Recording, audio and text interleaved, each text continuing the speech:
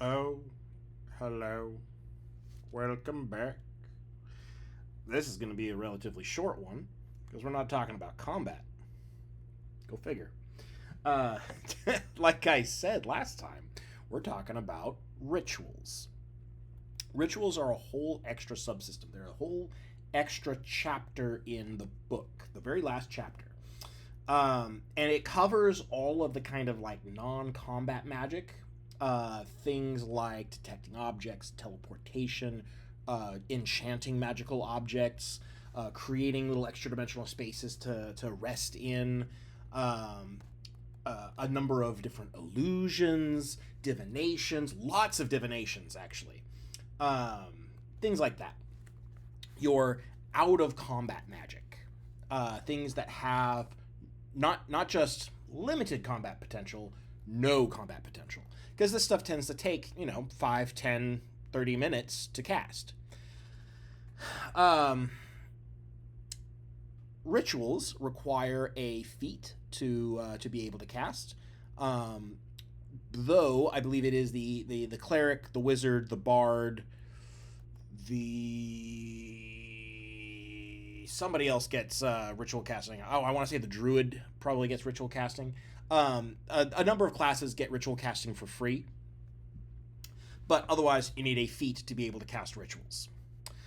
Rituals have a number of there's how to read a ritual, which is and it goes through the anatomy of a ritual. You have your name and flavor text. You have the level of the ritual, which is the level that you need to be in order to master the ritual. The category, which is largely descriptive. You have binding, creation, deception, divination, exploration, restoration, scrying, travel, and warding. So rituals are all going to more or less, like, within a reasonable interpretation, do those kinds of things. You have the time, which is the amount of performing the ritual takes a specified amount of time. Using a scroll cuts that time in half. I'll get to scrolls in just a moment. There'll be an addendum at the end about scrolls. So there's an amount of time that it takes. Every ritual specifies the amount of time it takes, rather than as opposed to in fifth edition where rituals take just 10 minutes more than the standard cast time, because there is no standard cast time. There's no way to cast this magic other than performing a ritual, so they'll tell you how long they take. There is the duration, which is how long it lasts. Easy enough. The component cost. Now, all rituals have a cost. Now, the cost can be paid depending on the type of ritual, in alchemical reagents, mystic salves, rare herbs, or sanctified incense, depending on whether the key skill, because every ritual has a key skill associated with it, is arcana, healing, nature, or religion, respectively.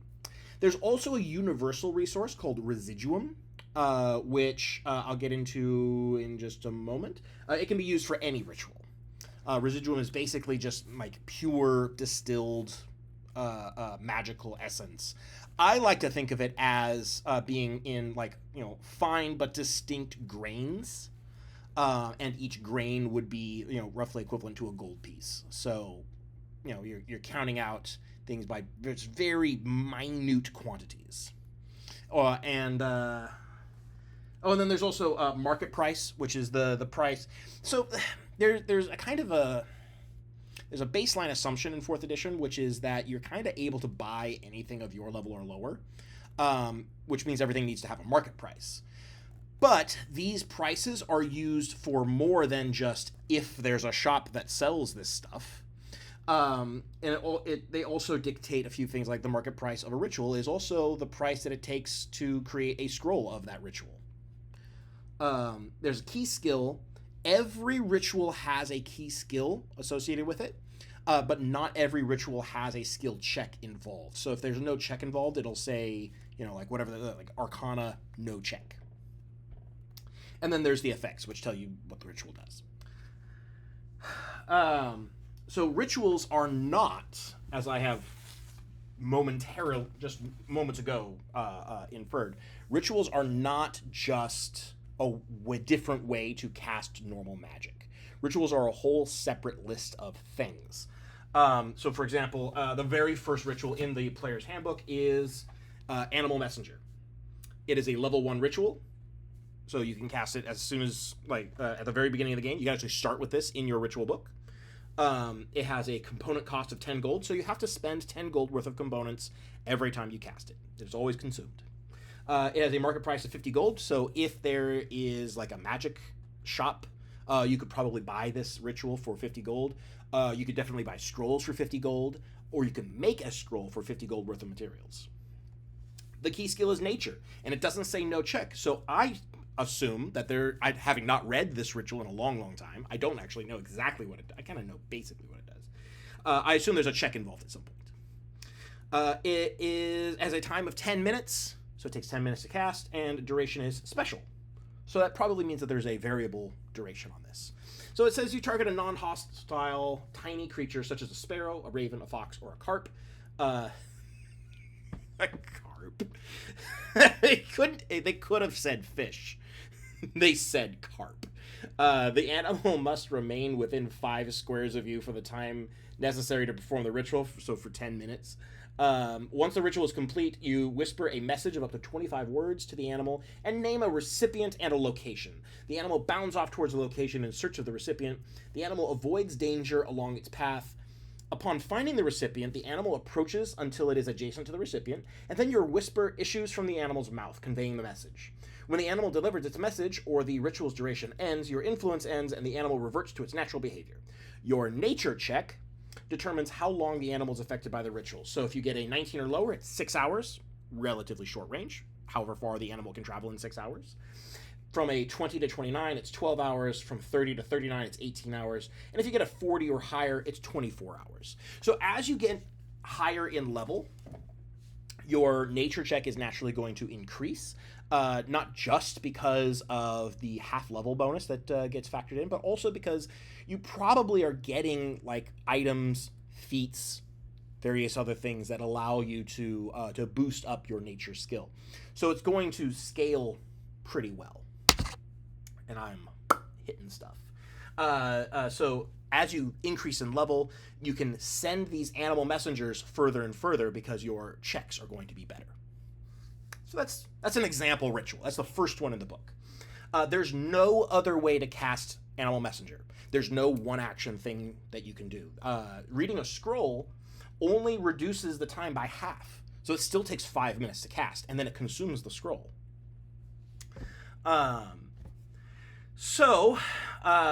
Rituals are entirely non-combat.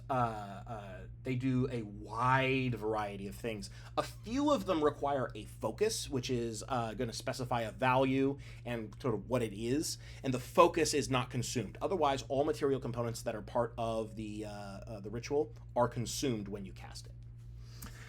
Residuum is created when you disenchant a magic item. So you can enchant a magic item, and you can also disenchant a magic item. These are two different rituals.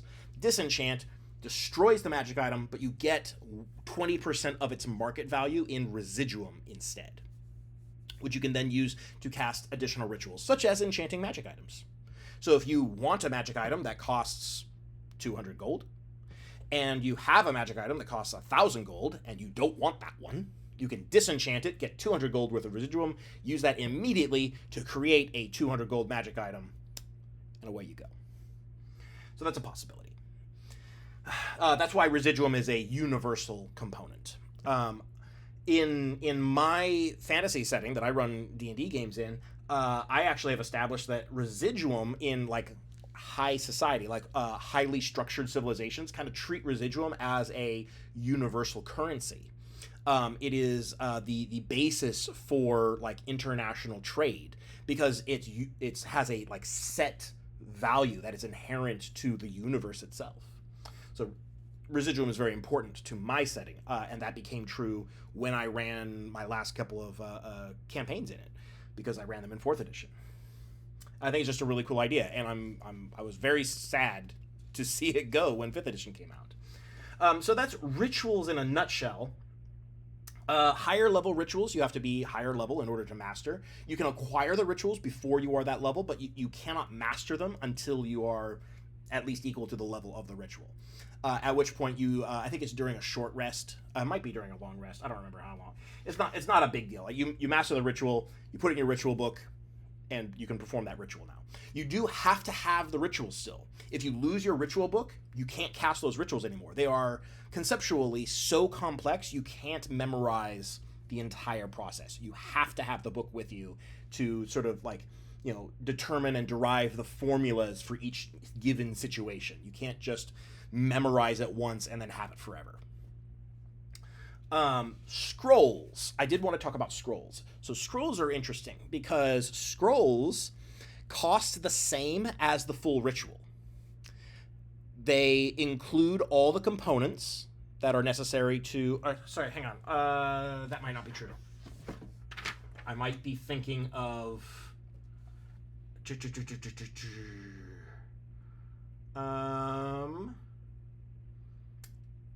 Man, you would think I would...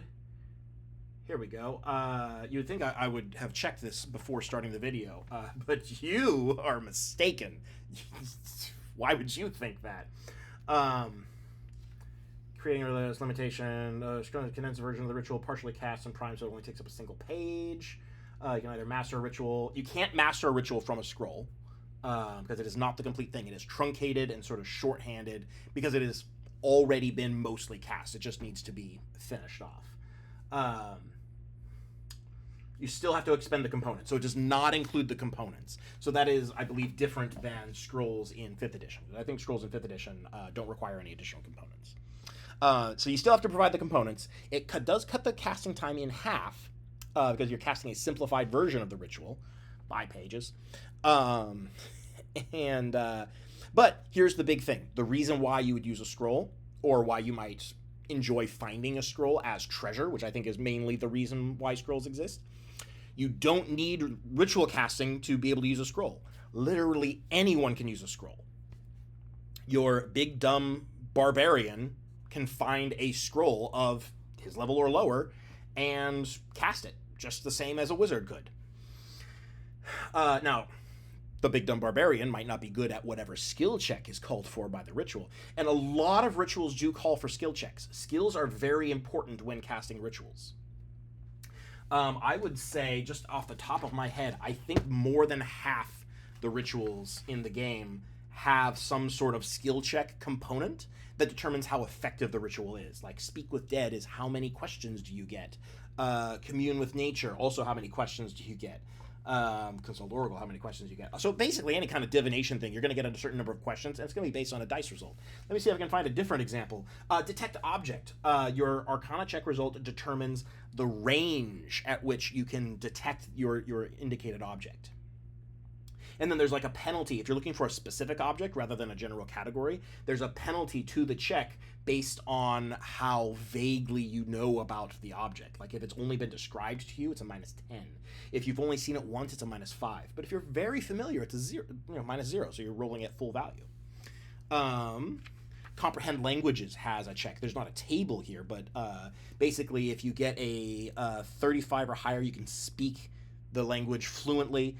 By the base effect is just you understand the language, but you can't speak it. But if you get a 35 or higher, you can speak it as well.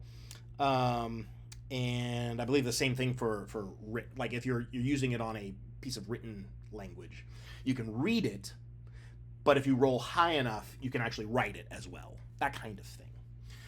So once again, skills becoming important by default because they have specific codified rules and like a structure that you don't have to go ask the DM, oh, can I make a skill check to do this thing? And then it's up to the DM to go, yes, no, I think not. Or, yes, I deem it, yes, go ahead. There's no Mother May I in this. That is a big part. Actually, rituals are a significant chunk of why skills are more valuable and more important in 4th edition than they are in 5th. Rituals are a big part of that because rituals are very important. I think it might be overstating it to say that rituals are vital for a 4th edition party, but they are very important. You really do want a ritual caster. More than one tends to be redundant, but you do want one. And it's usually going to be whoever your like main caster is, your wizard or your cleric, etc. So that's rituals and scrolls and such. Shorter video this time. That's fine. So next time I'm going to start going through some of these specific classes that I like. Maybe some races, maybe some classes. We'll see. I'm gonna pick out some of my favorite content, and we're gonna talk about it, and we're gonna talk about why it's so good, and we'll give some examples of play. Not like at a table because I don't have a campaign going right now, but I will come up with some hypotheticals. You know how it is. You know how it goes. Yeah.